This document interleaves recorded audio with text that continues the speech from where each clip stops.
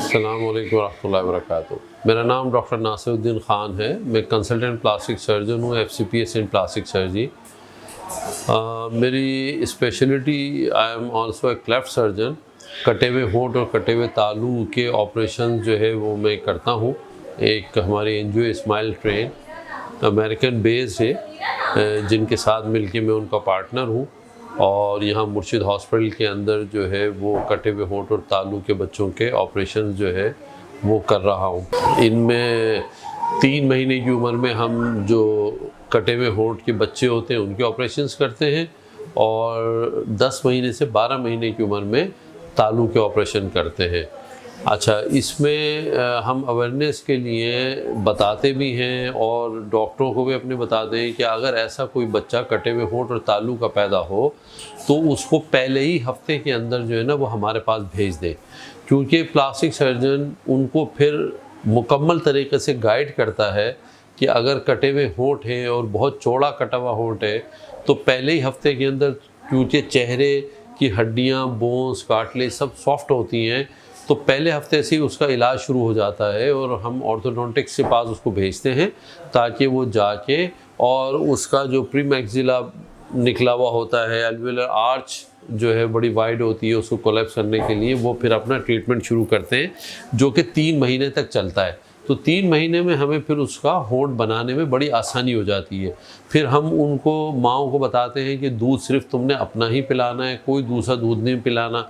उसकी पोजीशन बताते हैं कि 45 डिग्री के ऊपर सर जो है वो यहाँ रखें उसका, और उसके बाद ब्रेस्ट पम्प से, अगर बच्चा सक नहीं कर पा रहा तो ब्रेस्ट पम्प से अपना दूध निकालें, उसको फीडर में डालें, एक लंबा निपिल आता है उससे जो है उनको दूध पिलाएं, क्योंकि हमें 3 महीने की उम्र में उस बच्चे का वज़न भी 5 किलो चाहिए।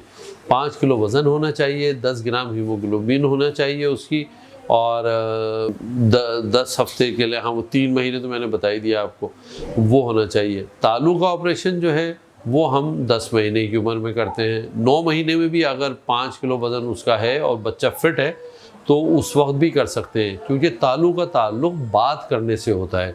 ऑपरेशन बाद में भी हो जाते हैं, लेकिन फिर बच्चे की आवाज़ नहीं बनती। इस उम्र के अंदर जो है बच्चा गूंगा करना शुरू करता है, तो उसकी अगर इस उम्र में ऑपरेशन हो जाते हैं, क्योंकि 2 साल, पौने 2 साल की उम्र में जब बच्चा बोलना शुरू करता है उस वक्त तक वो 5000 वर्ड मेमोराइज कर चुका होता है। अब आप इस 9 महीने से 12 महीने की उम्र में उसके साथ अरबी, हिंदी, फ़ारसी, उर्दू जो चाहे बोल लें, फिर वो उसी अंदाज में बोलेगा। तो बाद में अगर ऑपरेशन होता है तो बच्चा फिर ज़िंदगी भर नाक में बात करता है, मैं आऊँगा, मैं स्कूल नहीं जा रहा, इस अंदाज के अंदर। तो उसके लिए बेहतर, जबकि तालू का ऑपरेशन हो भी जाता है, कम डिफ़ॉर्मिटी होती है, लेकिन वो फिर स्पीच थेरापी से या किसी कारिया के पास बिठा के उससे क़रत, मखराज, अल्फाज से निकलवा के हम और उसकी आवाज़ को बेहतर कर लेते हैं। लेकिन अगर बाद में होता है, उम्र गुजर जाए, तो फिर बहुत मुश्किल होता है आवाज़ को जो है ना वो बेहतर करना। तो ये अवेयरनेस हम माँ बाप को जो है ना वो देना चाहते हैं कि बच्चा अगर ऐसा, या हमारे डॉक्टरों को भी हम ये कहते हैं कि अगर ऐसा कोई कटे होंठ तालू का बच्चा पैदा हो रहा है, आप देख रहे हैं, तो उसको पहले हफ्ते में ही प्लास्टिक सर्जन के पास भेज दें। स्पेशली जो बहुत ज़्यादा क्लेफ्ट सर्जरीज कर रहा है, लिप और पैलेट, पहले हफ्ते में भेज दें, ताकि वो मुकम्मल तरीके से माँ बाप को गाइड करे, माँ बाप को जो खौफ, परेशानी होती है उनको कूल डाउन करे, उनको सारी बातें समझाए और बताए कि कोई परेशानी की बात नहीं है, ये चीज़ें आप इसकी करते जाएं तो आहिस्ता आहिस्ता जो है ना सारी चीज़ें बेहतर होती जाएंगी। ये मल्टी डिसिप्लिनरी इसमें काम होता है, सिर्फ एक आदमी का काम नहीं होता, इसमें बहुत सारे लोग जो है ना इन्वॉल्व होते हैं। इसके अंदर ऑर्थोडोंटिक्स इन्वॉल्व होता है, प्लास्टिक सर्जन इन्वॉल्व होता है, ENT इन्वॉल्व होता है, फेशियो मैक्सिलरी सर्जन इन्वॉल्व होता है, क्योंकि इसकी सर्जरियाँ आहिस्ता आहिस्ता चलती रहती हैं।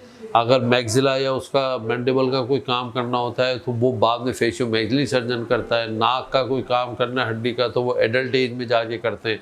तो ये सारी चीज़ें प्लास्टिक सर्जन उनको फिर गाइड कर देता है कि आप इस उम्र में ये काम कराते रहें, तो फिर बहुत अच्छे रिज़ल्ट जो है ना वो आपको सामने मिलते हैं। तो मेरी गुजारिश यही होगी सबसे कि अगर ऐसा बच्चे कहीं भी देखें और वो हो जाएं तो उनको प्लास्टिक सर्जन के पास भेजें, ताकि वो उनको गाइड करें, उन्हें ट्रीट करें और माँ बाप की परेशानी को दूर करें।